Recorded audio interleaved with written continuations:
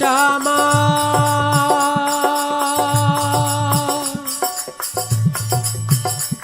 श्यामा श्यामा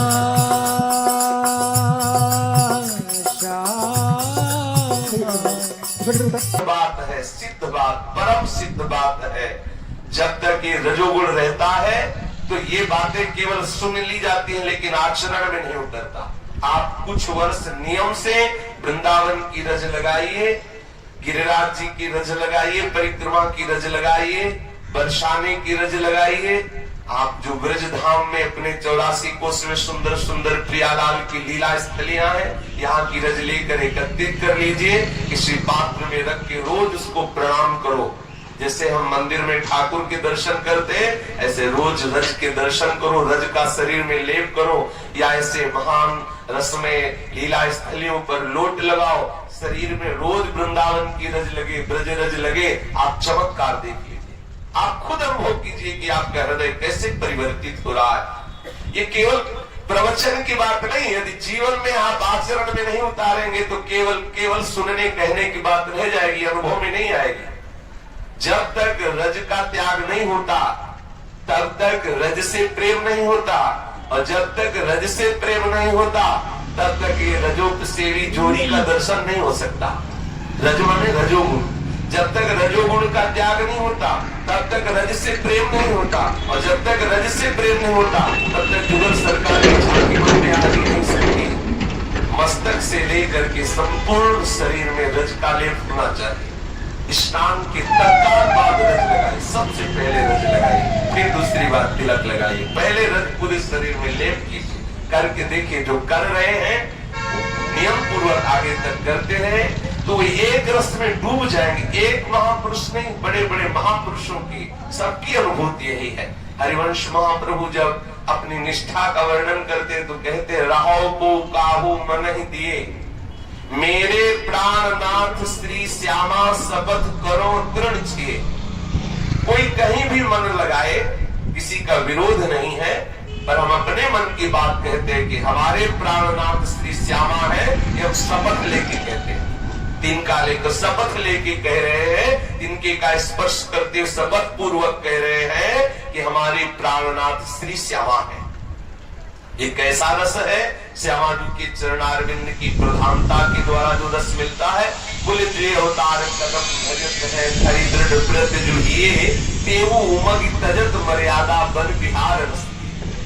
जो भगवान के विविध अवतारों की उपासना करते हैं, उनको भी जब वृंदावन का वास प्राप्त होता है, वृंदावन के रसिकों का संग प्राप्त होता है, तो अपने अवतार उपासना की निष्ठा का रस की उमगन से त्याग करके वो इस रस में संपूर्णतः अपने चित्त को समर्पित कर देते हैं। जे अवतार कदम भजत है, हरि दृढ़ व्रत जो हिये तेवु उमग, रस की उमगन होती है। तजत मर्यादा, जो उपासना की निष्ठा लिए हुए थे अवतार कदम्ब की, अर्थात अमुक अमुक ठाकुर जी के जो विविध अवतार हैं, उन अवतार में से किसी भी अवतार की निष्ठा पूर्वक उपासना करने वाले की चित्त को भी वृंदावन का जो रस है वो बलात् उस निष्ठा से विचलित करके इस रस में आसक्त कर लेता। कि वृंदावन का रस इतना सर्वोपरि है, कोई कहीं भी उपासना कर रहा हो निष्ठा पूर्वक, चाहे वो वेदांत की निष्ठा में हो, चाहे वो भक्ति की चरम निष्ठा में हो, अपने इष्ट में तन्मयता प्राप्त करने की निष्ठा को प्राप्त होगा। उपासक जब वृंदावन रस का श्रवण करेगा, वृंदावन रस स्पर्श करेगा तो सब छूट जाएगा, केवल यही रस रह जाएगा। जैसे पूर्ण संपूर्ण वृंदावन नित्य विहार में तो प्रवेश की बात नहीं, पर मधुसूदन सरस्वती जी के लिए आता है कि बहुत अच्छे वेदांत निष्ठ महापुरुष जो अपने बोध स्वरूप को प्राप्त हो चुके थे, ऐसे महापुरुष को जब हमारे विभुज मुरली मनोहर श्री ठाकुर का दर्शन हुआ तो कहने लगे, कृष्णात् परम किमपि तत्त्व हम न जाने। अभी तक तो ब्रह्म तत्व में डूबे हुए महापुरुष हैं अपने स्वरूप में, लेकिन जब जाना श्री कृष्ण रूप को तो बोले कृष्णात् परम किमपि तत्त्व हम न जाने, और कहीं राधा रूप प्रकाशित होता तो मौन हो जाते, फिर बोल भी ना पाते। ऐसा है महारस है। देखो, जो ब्रह्मबोध संपन्न महापुरुषों के चित्त को ही बलात् अपनी रूप माधुरी से आकर्षित कर ले, वो है कृष्ण रूप। और जो कृष्ण रूप को भी विवश बना के अपने अधीन कर ले, बढ़िया दी हुई जहाँ विहरण कर रहे हैं, यह है वृंदावन। ऐसे वृंदावन में खुद रास रस का वर्षण कर रहे हैं। ऐसे युगल की रस माधुरी, लीला माधुरी, रूप माधुरी, वचन माधुरी, इसमें जो अपने मन को तनिक भी लगा दे तो समस्त उपासनाओं से उसका मन हट के इसमें लीन हो जाएगा, क्योंकि सर्वोपरि रस है। जे अवतार कदम भजत है, हरि दृढ़ व्रत जुगिए, देवो उमग तजत मर्यादा पर विहार रस की।